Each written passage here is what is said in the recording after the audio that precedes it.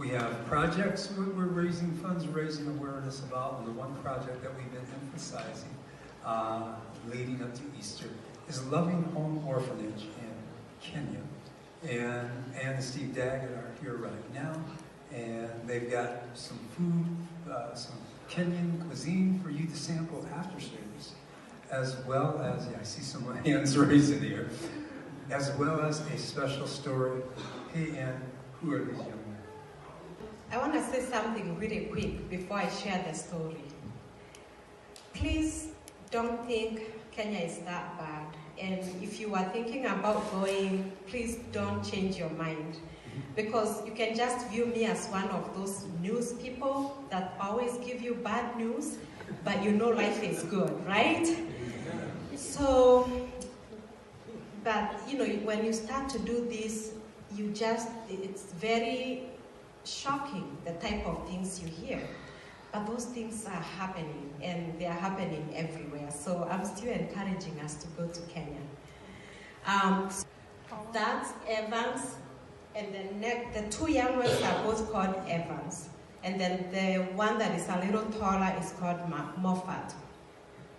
The first Evans is from a family where the father went crazy and was cutting the mother up with what is called a panga.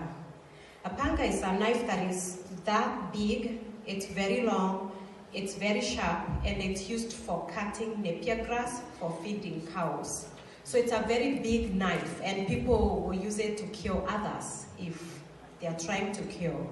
So the father started cutting up the mother of that young boy, Evans, with the big knife, and cut her, and the mother ran away and disappeared.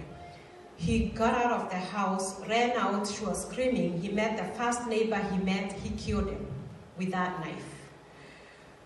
That led to the police being called. He was taken in, and Evans was left homeless. And then the other two boys, father killed their mother, and he was taken in. So both of those children have that story. And then what's really sad about these three young men, today I chose to talk about the boys because I guess what happens is we tend to go from one pendulum to the other. There is a lot of oppression against women and girls in Kenya, I would say in Africa. And so people started to rise and try to help the girls. In Kenya, there's a lot of help for the girls. But now what's happening is that the boys don't have anywhere to go. Boys are, so the child welfare officer tried calling different homes to say, can you take these three boys? And none of the homes wanted to take the boys because all they do, they take the girls. They don't have a place for the boys. But he knew that we were open to take children, both boys and girls. So then he called Mary, and the three boys took home, getting us to capacity. We can't take any more yet. But those boys now have a home. So my cry is that we can't forget about the boys, because these girls we are raising are gonna grow up. And if they can't find good men who are trained how to treat them right, we are going to keep on repeating history after history. So we can't completely neglect boys because girls have been mistreated. So my call is for us to spread the importance of raising healthy children, both boys and girls. They are needed.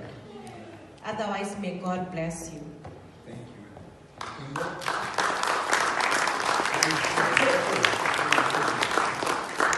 So today I'm serving mandazi. Mandazi is like a staple that people use for taking with tea, either breakfast. Kenya people take a lot of tea, not too much coffee. So they use mandazi for tea, breakfast, or 10 o'clock, 4 o'clock.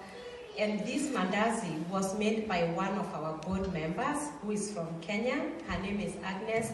That's the other thing, is you'll get to meet her one day too. But It's delicious. Oh. So you guys be in the hallway with that after service? Yes. Yes. Okay. Thank you, Ann. Thank you. Let's stay with that guy, you know. The wonderful work Steve and Ann are doing in Kenya. They are the overseers and the founders